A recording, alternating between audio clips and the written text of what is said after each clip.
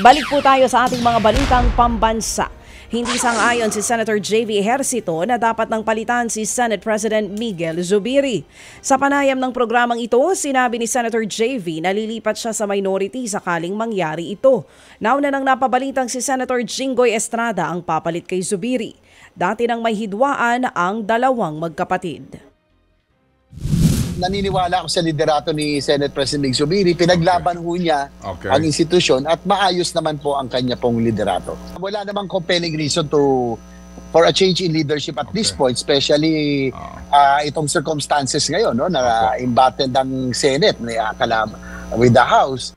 Boboto naman daw si Senator JV Ejercito pabor sa charter change basta't economic provisions ang isusulong dito. Sa panayam pa rin po ng programang ito, sinabi ni Senator Ejercito na titiyakin nilang walang makakasingit na political provisions. Isa sa mga pinangangambahan nila ang pagpapalawig ng term limits ng mga politiko.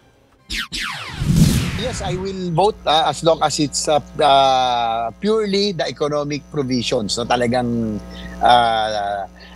yung pag pinag-usapan yung political, talagang hindi kami papayag. Yung extension of term limits, yung lifting of term limits, talagang yan ang tingin namin kasi ang underlying reason bakit gusto ng House.